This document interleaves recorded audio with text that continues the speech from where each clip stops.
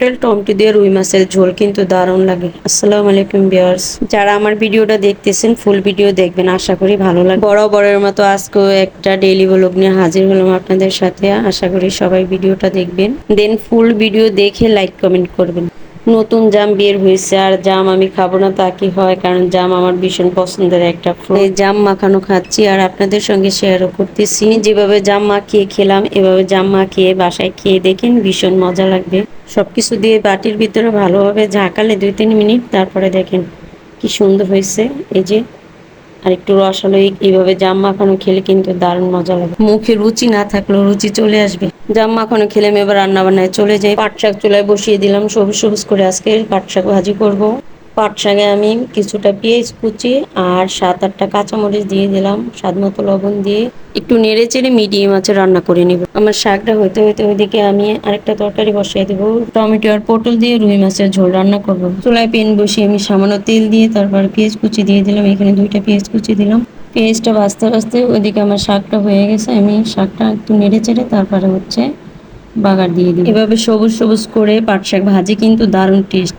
এই যে দেখেন আমার শাকটা একদম ভাজা হয়ে গেছে, কালারটা একদম সবুজ সবুজ হয়েছে। দেখেন এভাবে আমার মতো করে শাক ভাজি করে বাসায় খাবেন, দেখবেন ভীষণ টেস্ট এভাবে শাক ভাজিটা। অনেকে শাক সবজি পছন্দ করে না, কিন্তু শাক সবজি আমার অনেক পছন্দ। আমার দলে যারা যারা আছেন তারা ভিডিও দেখে কমেন্ট করে যাবেন।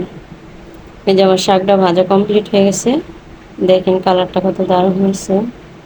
আপনারা অবশ্যই রেসিপিটা বাসায় ট্রাই করবেন। মজার পাট শাক ভাজা কমপ্লিট। আর এদিকে আমার তরকারির জন্য পেঁয়াজ বসাইছি, দেখি পেঁয়াজের কি অবস্থা। পেঁয়াজটা হয়ে গেছে, এবার আমি সামান্য পানি দিয়ে 1/2 চামচ হলুদ, 2 চামচ একটা টমেটো, 5-6টা কাঁচামরিচ আর 2 চামচ রসুন বাটা দিলাম। স্বাদ মতো লবণ দিয়ে মশলাটাকে কষিয়ে নিব। এভাবে সামান্য মশলা দিয়ে তারপরে পটল ঝোল ঝোল করে রান্না করলে কিন্তু ভীষণ মজা লাগে। পটলে খুব বেশি একটা মশলা লাগে না, হালকা মশলা দিয়ে পটল রান্না করতে হয়।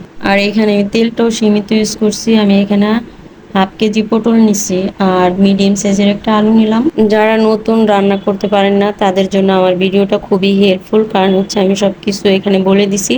আপনারা সেম ভাবে অবশ্যই বাসায় ট্রাই করে দেখবেন, রেসিপিটা ভীষণ মজা লাগবে। আপনারা রুই মাছের জায়গায় অন্য মাছের, তেলাপিয়া মাছ, অন্য কোনো মাছও ইউজ করতে পারেন। আমি রুই মাছ দিয়ে রান্না করবো। আমি সামান্য পানি দিয়ে ঢাকনা দিয়ে ঢেকে তরকারিটা ভালোভাবে কষিয়ে নিব। আর পটল তরকারিতে বেশি পানি দেওয়া যায় না, কারণ পটল থেকে পানি বের। তরকারিটা আমি মিডিয়াম আছে তারপরে কষাবো।